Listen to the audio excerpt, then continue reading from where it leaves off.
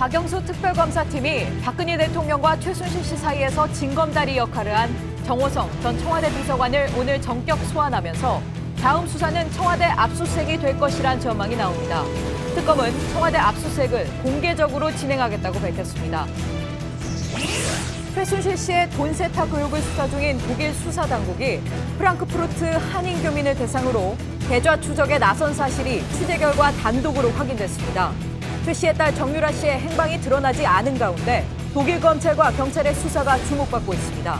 잠시 뒤 독일 현지의 취재 기자를 연결합니다. 국회 국정조사특위는 내일 최순실 씨 등 핵심 증인 3명이 수감된 구치소에서 청문회를 열기로 했습니다. 증인들이 출석을 거부하고 있어 청문회가 무산될 것이란 우려도 나옵니다. 대선 주자 지지도 여론조사에서 문재인 전 더불어민주당 대표와 반기문 유엔 사무총장이 오차 범위 내 경쟁을 벌이며 선두그룹에 있는 것으로 나타났습니다. 이런 가운데 반 총장이 박연차 전 태광실업 회장으로부터 23만 달러를 받았다는 의혹을 놓고 논란이 가열되고 있습니다. 성탄절을 맞아 소외된 이웃과 함께하는 예배와 미사가 전국 교회와 성당에서 열렸습니다. 프란치스코 교황은 고통받는 어린이들에 대한 관심을 호소했습니다. 수소, 우주의 75%. 그 무한한 수소로 자동차를 달리게 하다. 현대자동차. 시청자 여러분 안녕하십니까? JTBC 뉴스룸을 시작하겠습니다. 박영수 특별검사팀이 수사 초기부터 핵심 인물들을 직접 겨냥하며 진검승부를 벌이고 있습니다. 사건의 중심에 있는 최순실 씨와 김종 전 문체부 차관, 정호성 전 청와대 비서관을 잇따라 불러 조사하고 있는데요. 특히 이번 주에 청와대 압수수색에 나설 것이란 전망도 나오고 있습니다. 그런가 하면 독일 수사당국이 최순실 모녀의 돈 세탁 의혹과 관련해 일반 교민도 조사하고 있는 사실이 새롭게 확인됐습니다. 정유라 씨의 소재도 궁금한 상황인데요. 잠시 뒤 현지에서 취재하고 있는 기자를 연결해 독일 수사 상황도 들어보겠습니다. 네, 먼저 특검 사무실에 나가 있는 취재 기자를 불러보겠습니다. 박민규 기자, 오늘 특검이 청와대 압수수색 가능성을 언급했는데 이 소식부터 알아볼까요? 네, 청와대 압수수색을 공개적으로 하겠다는 게 오늘 특검이 밝힌 입장입니다. 앞서 특검은 이 공식 수사를 개시하기 전부터 효율적인 청와대 압수수색이 되도록 이 법리 검토를 하겠다고 밝혔는데요. 오늘 압수수색 가능성을 직접 언급한 만큼 이르면 이번 주 내로 전격 집행에 나설 것이라는 분석이 나옵니다. 그런데 이 청와대에 강제로 직접 들어가는 압수수색은 전례가 없지 않습니까? 이 거부할 경우도 고려하고 있는 거죠? 네, 검찰도 지난 10월 말 이 앞선 수사 과정에서 청와대 진입을 시도했습니다. 당시 이 청와대가 군사상 주요 시설이라는 이유 등을 대면서 이제 거부를 했고 결국 진입에는 실패했는데요. 예. 대신 검찰이 요청한 자료를 이 청와대가 골라서 내주는 방식으로 압수수색이 진행됐습니다. 이 때문에 특검도 아예 압수수색 공개 진행 방침을 미리 밝히면서 여론의 압박 효과를 노려보겠다는 포석을 둔 게 아니냐 이런 분석이 나옵니다. 예. 자, 그런가 하면은 이제 소환자 수사도 속도를 내고 있는 것 같은데 이른바 문고리 3인방으로 불린 정호성 전 청와대 부속비서관도 오늘 처음 불러서 조사를 하고 있는 것으로 알고 있습니다. 아직 진행 중입니까? 네, 특검은 오늘 오후 2시부터 정 전 비서관을 조사하고 있습니다. 이 정 전 비서관이 박근혜 대통령과 최순실 씨 사이를 오가면서 전달한 논의 내용 그리고 문건 등을 확인하고 있는 건데요. 앞서 검찰이 수사한 연설문 등의 청와대 문건 유출 혐의, 즉 공무상 비밀 누설에 대해서는 정 전 비서관과 최 씨 사이 그리고 정 전 비서관과 박 대통령 사이 통화 녹취 파일이 공개되면서 또 내용이 드러나면서 이미 인정이 된 상태입니다. 예. 박 기자 말대로 이제 검찰 수사에서 인정된 내용들인데 특검은 이제 전격 소환이라는 표현까지 쓰면서 정 전 비서관을 서둘러 불렀습니다. 이유가 뭡니까? 네, 특검 관계자는 앞서 검찰이 정 전 비서관을 재판에 넘기면서 적용한 혐의 외에 추가 의혹을 조사하겠다고 했습니다. 정 전 비서관이 박 대통령 그리고 최 씨 사이의 단순 전달자가 아니라 범죄에 직접 개입했는지 여부를 살펴보는 게 아니냐 이런 관측이 나오는데요. 예. 특히 어제 최 씨와 김종 전 문체부 차관을 불러서 조사하면서 정 전 비서관과 직간접적으로 얽힌 새로운 사실을 특검이 포착했다는 분석도 나옵니다. 예. 그리고 김종 전 차관은 이제 어제에 이어서 오늘도 조사를 하고 있는 것으로 알고 있습니다. 이것도 추가 의혹 때문입니까? 네, 김 전 차관은 이 특검의 수사 대상 전반에 걸쳐 두루 관여한 인물입니다. 삼성을 압박해 최 씨의 조카 장시호 씨 회사를 지원하게 하는 등 이 최 씨 일가의 이권을 챙겨주는데 적극 나선 만큼 확인할 게 많다는 게 특검 입장입니다. 사실상 최순실 씨의 대리인 역할을 하면서 문체부 인사와 정책 결정에 개입하고 또 문학의 블랙리스트 작성을 주도했다는 의혹 등을 전반적으로 조사할 걸로 보입니다. 한편 특검팀은 이 간호장교 조여옥 대위를 출국 금지하는 방안도 검토 중이라고 밝혔는데요. 이 조 대위는 세월호 참사 당일 박 대통령의 행적과 관련해서 비선 진료 의혹을 풀 핵심 인물로 꼽히고 있습니다. 네, 지금까지 특검 사무실에서 박민규 기자였습니다. 최순실 씨 일가의 돈 세탁 혐의를 수사하고 있는 독일 당국이 계좌 추적 등을 담당하는 수사경찰까지 동원해서 우리 교민을 상대로 조사를 확대하는 것으로 확인됐습니다. 최 씨의 딸 정유라 씨의 행방이 여전히 드러나지 않고 있는데 이 속도를 내는 독일 검찰과 경찰의 수사가 주목받고 있습니다. 독일 현지에서 취재하고 있는 이가혁 기자의 단독 보도를 보시고 이 기자를 직접 연결하겠습니다. 최순실 씨의 돈 세탁 혐의를 수사 중인 독일 프랑크푸르트 검찰입니다. 지금까지 독일 검찰은 최 씨가 현지에 세운 법인들을 중심으로 수사를 벌여왔습니다. 그런데 최근 최 씨의 법인 관계자뿐 아니라 독일 현지 교민들을 상대로 수사를 확대하고 있는 것으로 확인됐습니다. 혹시라도 관련돼 있을까봐 연락이 왔었고 2번 왔다 갔어요. 한 번은 비스바에서 한 번 프랑크푸르트에서 왔거든요. 특히 교민들을 상대로 수사에 나선 곳은 크리미널 폴리자이라고 불리는 조직입니다. 주로 계좌 추적을 통해 금융범죄를 수사하거나 테러 의심 인물들에 대한 기초 수사 등을 맡는 경찰 조직입니다. 이번엔 돈을 얼마만치 돈을 빼고 넣으셨는데 무슨 용도는 혹시라도 찾아주시지 않으면 마지막에. 수사를 지휘하고 있는 프랑크푸르트 검찰은 JTBC와의 이메일 인터뷰를 통해 돈 세탁 수사가 진행 중이지만 혐의가 의심가는 액수나 소환 여부 등 한국 언론에서 보도되는 사항들에 대해서는 정확히 밝힐 수 없다고 밝혔습니다. 우리 특검을 통해 체포영장이 발부된 정유라 씨의 행방을 두고선 이곳 현지에서도 여러 추측만 나올 뿐 그 정확한 소재는 알 수 없는 상황입니다. 독일 프랑크푸르트에서 JTBC 이가혁입니다. 네, 그럼 현재 독일 프랑크푸르트에 있는 이가혁 기자를 전화로 직접 연결해서 한 걸음 더 들어가 보겠습니다. 이가혁 기자 나와 있죠? 네, 독일 프랑크푸르트입니다. 예, 먼저 이 독일 수사경찰이 이 교민을 상대로 벌인 조사에 대해서 좀 더 짚어보죠. 어떤 의미가 있는 겁니까? 네, 지난 1일 행사 참석차 한국을 방문한 헬무트 핀프진 독일 헤센주 검찰총장이 JTBC와 단독 인터뷰를 한 적이 있습니다. 예. 당시 돈 세탁 수사 선상에 최순실과 정유라가 조사 대상이라고 밝히면서 혐의 인물이 공식적으로 확인된 바 있는데요. 이후 한국 언론의 문의가 쏟아지면서 사실 현지 검찰은 다소 당황하면서 수사 상황에 대한 문의에 대해 상당히 소극적으로 답변해왔습니다. 이 때문에 어떤 수사가 구체적으로 어떻게 진행되는지 베일에 가려져 있었는데 저희 취재진이 여러 교민들을 상대로 확인해본 결과 프랑크푸르트와 비스바덴 이 두 도시의 수사 경찰들이 최 씨 법인과 직접적인 관계가 있지 않은 그런 교민들까지 상대로 직접 방문해 수사를 벌이고 있는 게 확인된 겁니다. 예. 교민들도 좀 상당히 좀 당황스러웠을 것 같습니다. 이 구체적으로 어떤 조사를 벌였다고 합니까? 네, 이 수사 경찰이라는 게 독일어로는 크리미널 폴리자이, 줄여서 크리포라고도 하는데요. 예. 독일 검찰의 수사 지휘를 받는 조직입니다. 취재진이 직접 만난 교민은 한 달 전쯤 그리고 일주일 전쯤 두 차례에 걸쳐서 프랑크푸르트와 비스바덴의 수사 경찰들이 전화와 방문을 통해서 자신의 계좌에서 큰 단위의 돈이 들어가고 나간 것을 추궁하고 또 최순실 씨를 아느냐고 수사경찰이 물어보기도 했다고 합니다. 예. 이 교민은 본인 말고도 다른 여러 교민들도 수사를 받은 것으로 알지만 수사 당국이 조사받은 사실을 발설하지 말라 이렇게 언급해서 상당히 조심스러운 분위기라고도 전했습니다. 예, 그렇군요. 근데 지금 한국에서 가장 궁금해하는 것 중에 하나가 바로 이 정유라 씨 소재 아니겠습니까? 이 팩트 확인이 불가능한 목격담만 지금 여럿 나오고 있는 상황인데 우리 특검은 독일 검찰과 정 씨 본인으로부터 연락받은 것은 아직 없다 이렇게 밝히기도 했습니다.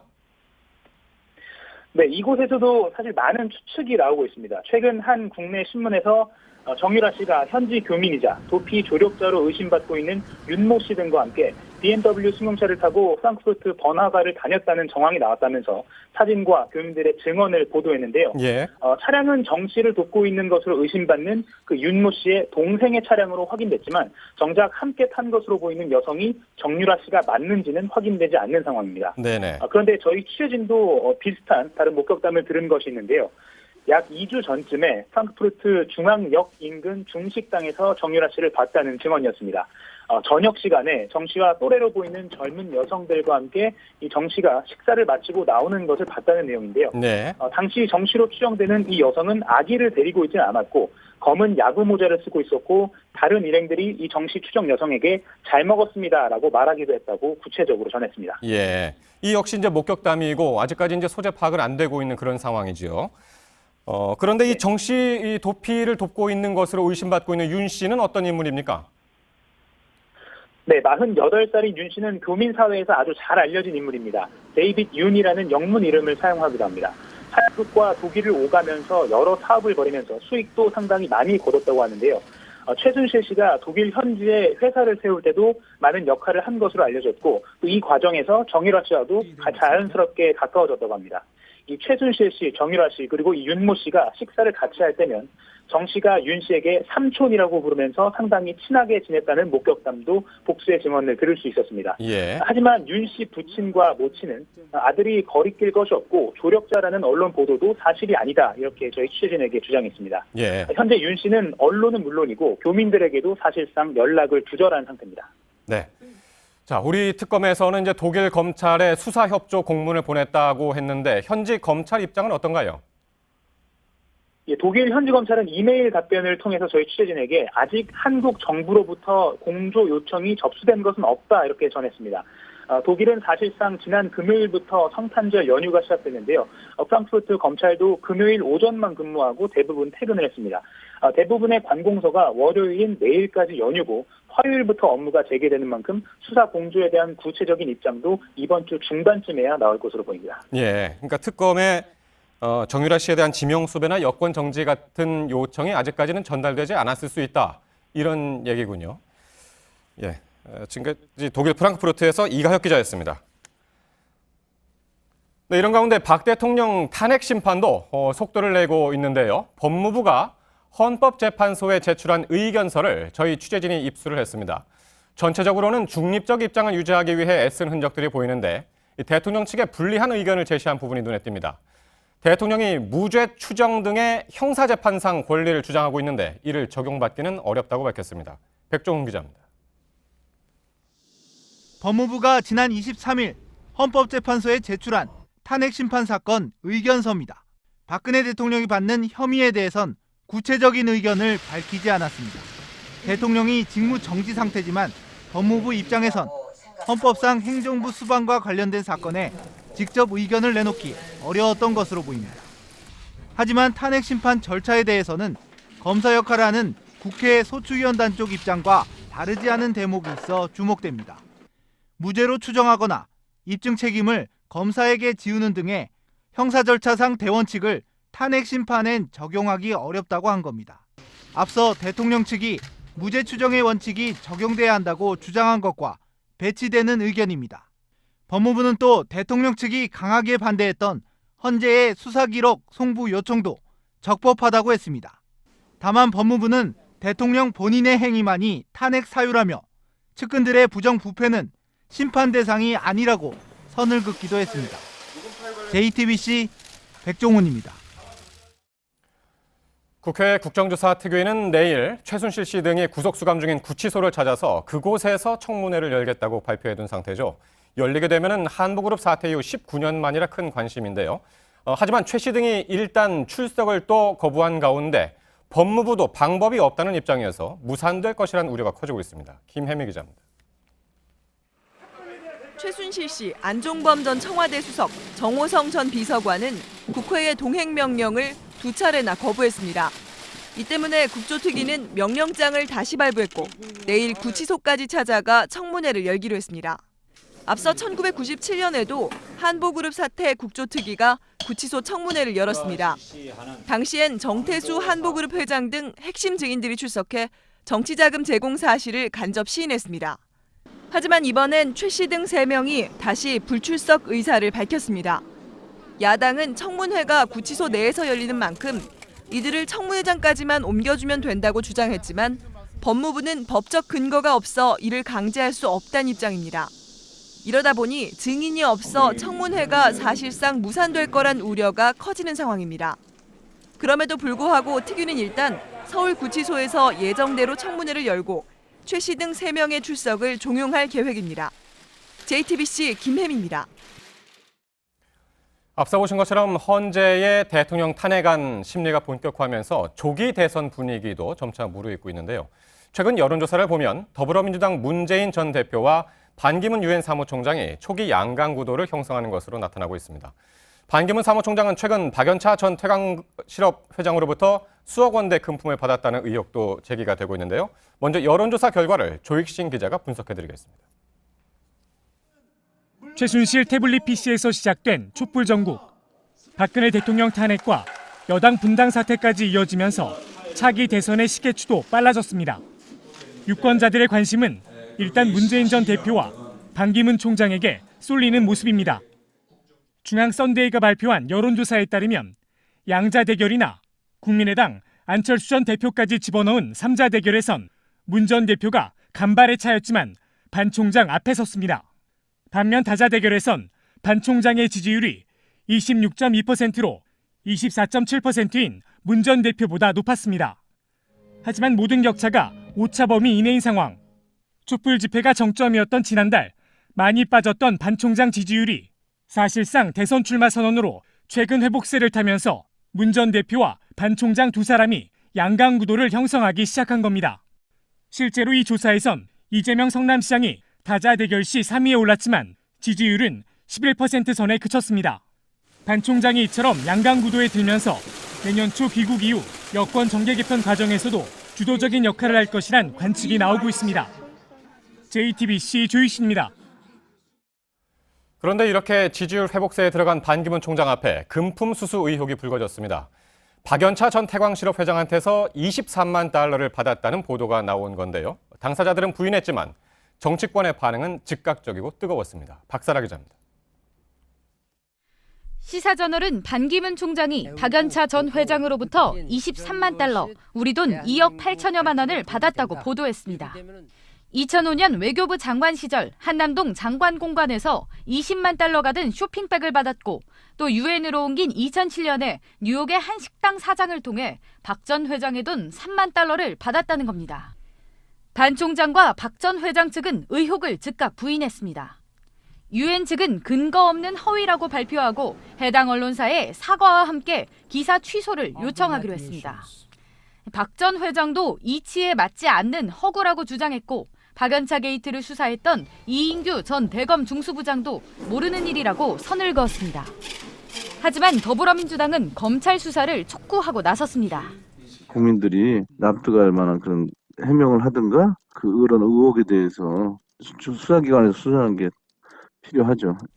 반면 반 총장에게 연대를 제안해놓은 새누리당 탈당파는 근거가 없는 보도라며 반 총장 지원에 나섰습니다. 이 때문에 반 총장이 내년 초에 귀국하면 23만 달러 수수서를 둘러싼 검증 공방이 정치권에서 본격화할 전망입니다. JTBC 박사라입니다. 네, 지금까지 보신 대로 차기 대선 주자의 지지율의 양강 구도가 형성되고 있는 가운데 그 양강 중에 한 명인 반기문 총장과 관련해서는 검증 공방도 본격화하고 있습니다. 취재기자와 함께 달아오르기 시작한 조기 대선 국면 전반을 전망해 보도록 하겠습니다. 신혜원 기자가 나왔습니다. 신 기자, 근데 이 반 총장의 23만 달러 수수 의혹 사건과는 별도로 말이죠. 이제부터 반 총장에 대한 검증이 본격적으로 시작된 것이다. 이런 이야기들이 나오고 있는 것에 의미를 두는 이야기들도 많이 나오고 있습니다. 네, 그런 분석이 지배적입니다. 이 반 총장처럼 장외 인사로 있다가 대선 후보로 뛰어든 경우에는 이 신선함 때문에 이른바 깜깜이 효과를 누리게 되는데요. 그런데 이번 박연차 의혹 보도로 인해서 반 총장에 대한 검증이 본격화되는 것 아니냐는 분석이 나오고 있습니다. 네, 그런데 검증이라고 한다면 반 총장이 예전에 이제 외교부 장관을 지냈기 때문에 그때 검증 한번 거친 거 아니겠습니까? 네, 그 당시 외교부 장관으로 재직을 했는데요. 이 장관 후보자, 즉 국무위원 인사청문회가 도입된 것 자체가 2005년 7월입니다. 그 전까지만 해도 이 국정원장이나 아니면 검찰 또는 경찰총장만 이 검증을 받았고요. 하지만 반 총장이 장관으로 임명된 것이 2004년 1월입니다. 결국 검증의 화살을 1년 6개월 차이로 피하게 된 셈입니다. 그래서 장관이 된 뒤에 이 관보에 게재된 재산 공개 내역을 제외하고서는 이 제대로 된 검증 절차를 거치지 못했다는 분석이 나오고 10여 년 있습니다. 전에는 장관은 인사청문 대상이 아니었다라는 그렇습니다. 거군요. 하지만 이번 의혹 보도에 대해서 반 총장 측은 전혀 황당무계한 음해다라면서 자신감을 보이고 있습니다. 근데 대선 주자급으로 이제 부상하던 인사들 중에서 그런데 이런 검증 국면에서 제대로 대처를 못해서 낙마한 인사들도 있었죠. 네, 그렇습니다. 이번에도 이 박연차 전 회장과 이 관련된 사례가 있는데요. 이 바로 김태호 전 국무총리 후보자 사례입니다. 이 경남지사 출신으로 당시 40대 총리 후보자로 지명되면서 그대로라면 바로 차기 대선까지도 도전해 볼 수 있는 상황이었습니다. 하지만 박 전 회장과의 관계에 대해서 단 한 번도 본 적이 없다면서 계속 부인하다가 이 인사청문회 과정에서 함께 찍힌 사진이 공개되면서 그대로 낙마를 하게 됐습니다. 이 중앙 정치 무대의 검증이 얼마나 거센지 그리고 이 진실하게 대응하지 못하면 어떤 결과로 이어지는지를 보여준 사례라고 할 수 있습니다. 앞서서 이제 그 최근 대선 주자로 거론되는 사람들을 대상으로 이제 여론조사 한 결과를 보여드렸는데 그 중에서 이제 양강구도의 한 축이 이제 문재인 전 대표란 말이죠. 그런데 이제 결선 투표제 등을 놓고 야권 내에서 나머지 주자들의 본격 견제가 시작됐다. 이런 분석도 지금 나오고 있습니다. 네, 맞습니다. 이 결선 투표제란 이 대선에서 일정한 득표수를 한 당선자가 없을 경우에 상위 2명을 대상으로 투표를 다시 하는 제도인데요. 이 지난 22일에 안철수 전 국민의당 대표가 차기 대통령은 최소한 과반의 지지로 당선이 되어야 한다. 따라서 결선 투표제를 법제화해야 한다고 주장을 했습니다. 그러자 이재명 성남시장도 이것이 국민의 의사를 반영하는 정도, 즉 바른 길이라면서 찬성 의사를 표시했습니다. 하지만 문재인 전 대표는 원칙적으로는 찬성한다. 하지만 결선 투표제 도입은 개헌 사항으로 해석되는 만큼 대선 전 개헌은 불가능하다고 난색을 표명했습니다. 그러자 다른 야권 주자들이 기득권 논리가 아니냐 이렇게 공격을 하면서 이 야권 일각에서도 반문연대가 형성된 것 아니냐는 이야기가 나오는 상황입니다. 이렇게 앞에서 살펴본 반 총장의 이제 금품 수수 의혹 그리고 지금 이야기하고 있는 문재인 전 대표에 대한 야권의 견제론. 이것 외에도 이제 한창 진행 중인 이제 새누리당의 분당 모레면은 이제 비박계가 이제 탈당하겠다라고 이제 선고한 예고한 날이 이제 바로 모레인데 이것도 역시 이제 조기 대선 초기 국면을 달구는 이슈가 되겠죠. 네, 당연합니다. 오늘 새누리당 임명진 비대위원장 내정자가 이런 말을 했습니다. 새누리당과 신당은 결국 하나가 될 것이다. 결국 한 당으로 대선을 뭉쳐서 치르게 될 것이다 라고 전망을 했는데요. 하지만 탈당파의 생각은 전혀 다릅니다. 이 탈당파의 대선 주자인 유승민 의원이 오늘 지역구에서 반 총장님을 신당으로 꼭 모실 것이고 반 총장과 함께 경선을 치르겠다라고 이야기를 했습니다. 이 이야기는 끝까지 4당 체제로 대선 국면을 지나가겠다는 이야기이기 때문에 이 조기 대선에 큰 변수가 될 것으로 보입니다. 그러니까 모레 있을 1차 탈당의 규모가 얼마나 될 것이냐, 거기에 충청권 의원들이나 어떤 인물들이 또 포함될 것이냐, 이 부분도 상당히 주의 깊게 봐야겠군요. 네, 지금까지 신혜원 기자였습니다. 수고했습니다.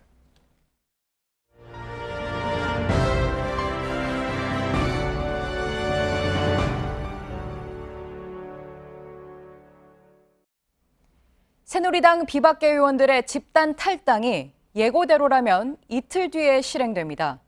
그런데 이 탈당 흐름에는 현역 의원뿐 아니라 오세훈 전 서울시장 등 원외 당협위원장 30여 명도 가세할 것으로 보입니다.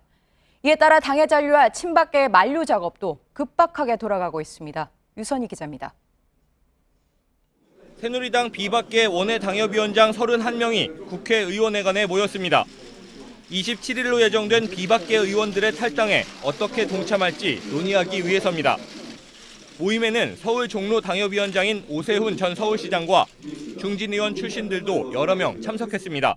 주류 친박의 반성과 변화 가능성이 매우 적다고 판단해서 보수신당의 창당에 모두 뜻을 함께하기로 했습니다. 오늘 회의 결과 오 전 시장 등 원외 당협위원장 37명은 다음 달 5일 탈당해 신당 준비위원회에 합류하기로 했습니다. 중앙선대위 조사에 따르면 일부 의원들이 망설이고는 있지만 일단 의원 29명의 1차 탈당은 유력한 상황. 원내외를 합치면 당협위원장 60여 명이 새누리당을 떠나게 되는 겁니다. 탈당 규모가 드러나자 친박계 중심의 당 지도부에선 탈당 인사의 지역구는 사고 당협으로 분류해 새 당협위원장을 임명할 수밖에 없다는 말이 나오고 있습니다. 지역구가 흔들릴 수 있다는 경고로 탈당 인원을 최소화해보겠다는 전략이지만 이 정도로 신당으로 향하는 발길을 돌리기는 힘들 것이라는 관측이 나옵니다. JTBC 유선입니다. 새누리당 비상대책위원장으로 내정된 임명진 목사에 대한 논란이 끊이질 않고 있습니다. 야당과 시민단체들이 임 목사가 말을 바꿨다고 비판하고 있어서인데요. 그러자 임 목사가 기자회견을 열고 해명에 나섰습니다. 고석승 기자입니다. 임명진 목사 관련 논란의 핵심은 말바꾸기입니다. 임 목사는 비대위원장으로 거론되자 새누리당이 없어져야 한다는 사람에게 위원장을 맡기는 건 말이 안 된다고 말했습니다. 또 앞서 경제정의실천 시민연합 공동대표로선 대통령 직무정지 가처분 신청을 헌법재판소에 내기도 했습니다. 야당은 이걸 문제 삼고 있는 겁니다. 새누리당은 없어져야 될 정당이다. 그 말이 진심이라면 그 자리로 가셔선 안 되었습니다. 경실련도 긴급 회의를 열고 임 목사를 영구 제명하기로 했습니다. 그러자 임 목사는 오늘 기자회견을 자청해 진화에 나섰습니다. 평소 소신과 비대위원장직 수락이 배치되지 않는다는 겁니다. 찬성을 하신 분들도 있고 반대하시는 분들도 있는 그 당에 제가 왔습니다. 전혀 제가 그 한 것과 배치된다 그렇게 생각 안 합니다. 그러면서 야당의 역공도 펼쳤습니다. 저보고 잘하라 이제 그런 뜻으로 받아들이는데 선의의 충고도 지나치면 실례입니다. 이런 가운데 새누리당 지도부는 예정대로 오는 29일 전국위원회를 열어 비대위원장 지명안을 추인할 계획입니다. JTBC 고석승입니다. 성탄절을 맞아 전국의 교회와 성당에선 아기 예수의 탄생을 축하하는 예배와 미사가 열렸습니다. 지금 서울 명동성당에 취재기자가 나가 있습니다. 권군영 기자, 지금도 성탄 미사가 열리고 있나요? 네, 조금 전 7시에 시작한 성탄 저녁 미사가 조금 전 끝났는데요. 미사를 마친 신도들은 성탄 인사를 나누며 집으로 향하고 있습니다. 염수정 추기경은 오늘 낮미사에서 현재의 정치 상황을 우려하는 성탄 메시지를 전했는데요. 잠시 들어보시죠. 현재 우리나라는 정치 지도자들의 문제로 심각한 정치적 불안정의 상황에 처해 있습니다. 경제 상황도 점점 더 나빠져 서민들의 고통을 더욱 가중시키고 있습니다. 네, 명동성당엔 세월호 희생자를 추모하는 성탄 장식도 등장했네요. 네, 성당 앞마당엔 아기 예수의 탄생 모습을 재현한 성탄 구유를 마련했는데요. 구유 주변엔 세월호 희생자를 기억하는 작은 별 304개를 설치했습니다. 또 구유 옆 나무엔 세월호 희생자 중 미수습자 9명의 이름을 적은 노란 종이배를 매달았습니다.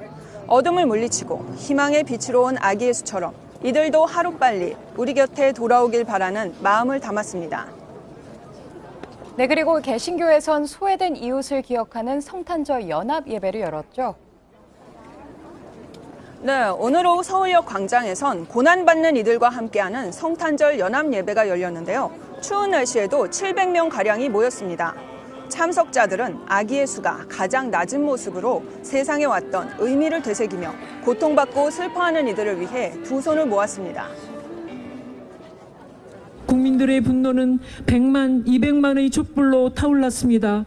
부디 국민들의 한결같은 염원을 아시는 우리 하나님께서 불의하고 부패한 자들로부터 이 나라를 지켜주옵소서.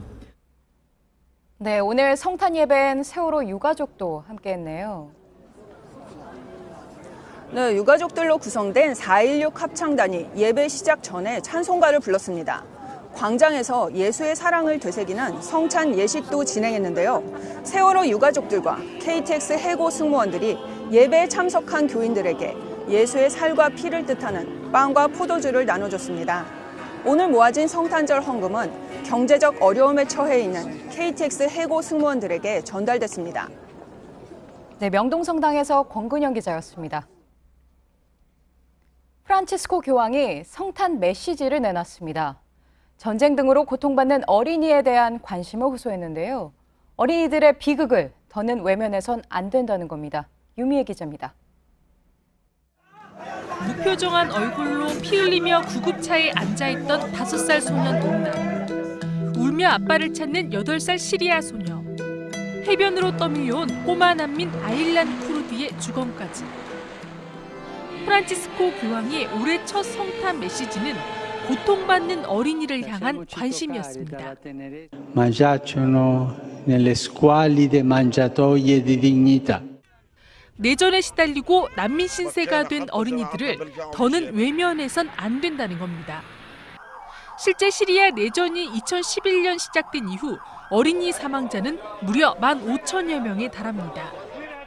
교황은 또 크리스마스가 상업주의에 찌들어 본래의 뜻을 잃어버렸다는 물신주의 비판도 내놓았습니다.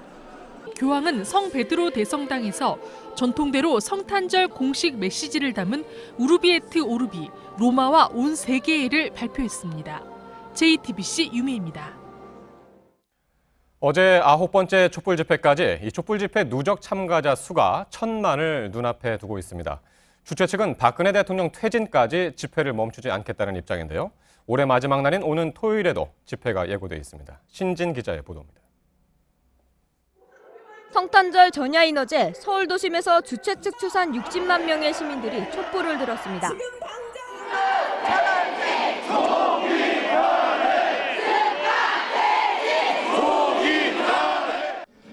지금까지 9차례 촛불에 참가한 시민들은 893만여 명에 달하는 것으로 집계됐습니다. 주최 측은 새해 전날인 31일에도 최대 규모로 10번째 집회를 열겠다고 예고했습니다. 박근혜 대통령을 보내고 새해를 맞는다는 뜻의 송방영신을 주제로 정권 퇴진 목소리를 높이겠다는 겁니다. 이날 보신각에서 열리는 제야의종 행사와 별도로 광화문 광장에선 하야의종 타종식도 열립니다. 11번째 촛불 집회가 열리는 다음 달 7일은 세월호 참사가 일어난 지 1000일이 되는 날을 이틀 앞둔 만큼 이를 추모하고 진상규명을 촉구하는 행사로 진행합니다. 희생자 추모식과 함께 참사 당일 대통령의 7시간 행적을 밝히라는 퍼포먼스를 치르기로 한 겁니다. 당초 대통령 퇴진 때까지 집회를 계속하겠다는 원칙을 세운 만큼 설 연휴 이후에도 촛불이 광장을 계속 밝힐 전망입니다. 한편 친박단체 측도 31일 대통령을 지지하는 7번째 집회를 열기로 했습니다. JTBC 신진입니다. 정치적으로도 경제적으로도 힘든 한 해가 저물고 있습니다만 내년 우리 경제가 더 어려워질 수 있다는 지표가 속속 등장하고 있습니다. 일자리 구하기는 힘들고 가계빚은 늘어만 가고 있습니다. 박영우 기자입니다. 서울의 한 대학 캠퍼스. 휴일인데도 도서관을 찾은 학생들로 북적입니다. 올해 4학년인데 채용 공고가 많이 없어서 친구들이 많이 힘들어했거든요. 그래서 내년 상반기에는 채용 공고가 많이 떠서 취업이 잘 됐으면 좋겠습니다. 올 하반기 조선해운업 구조조정과 불황이 겹치면서 일자리가 확 줄었습니다. 6월만 해도 1년 전보다 대기업 일자리가 14만 2천 명 늘었는데 지난달은 증가폭이 3만 7천 명에 불과합니다. 4년 반 만에 가장 적은 수준입니다. 취업이 힘들어지면서 젊은이들의 빚 부담도 늘었습니다. 시중은행보다 이자가 5배나 되는 저축은행에서 대출받은 20, 30대가 1년 새 3배 이상 증가했습니다.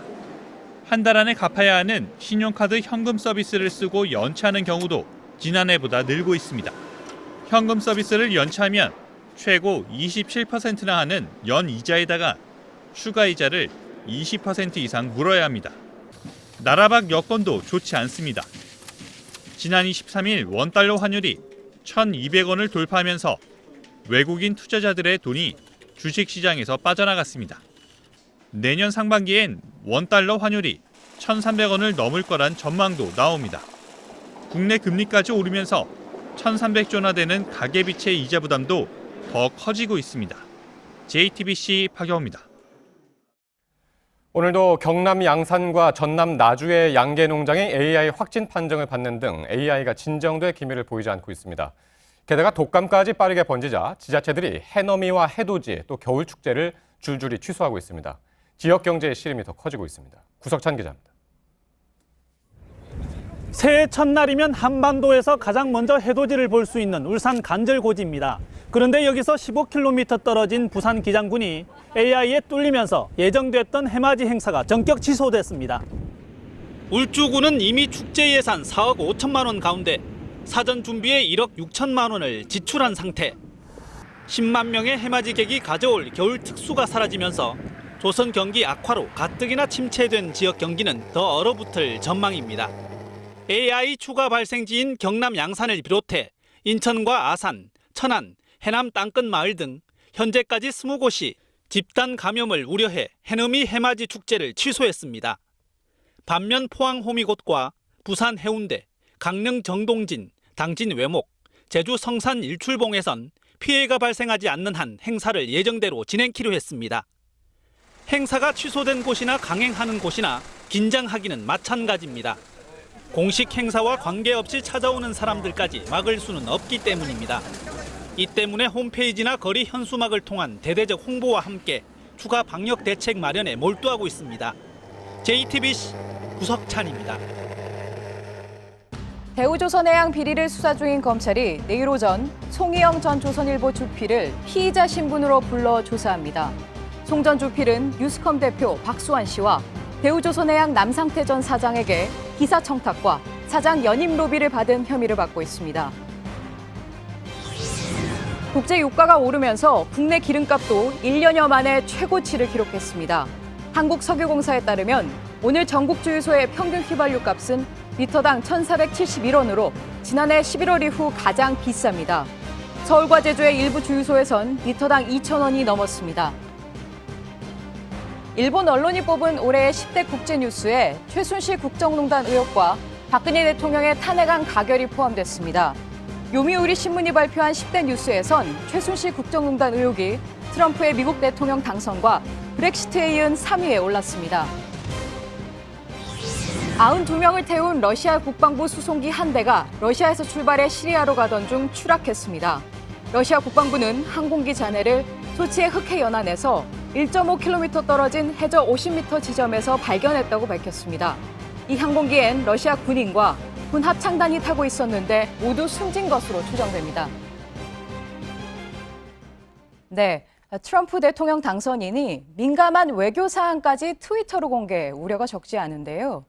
지난달 미국 대선 이후 트위터에 올린 글만 200여 건에 달한다고 합니다.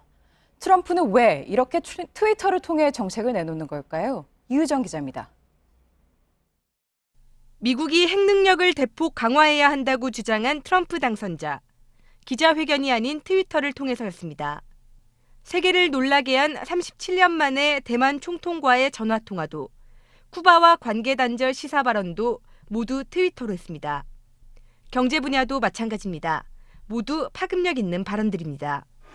트럼프의 이 같은 행보는 주류 언론에 대한 불신 탓에 지지자와의 직접 소통에 집착하는 걸로 분석됩니다.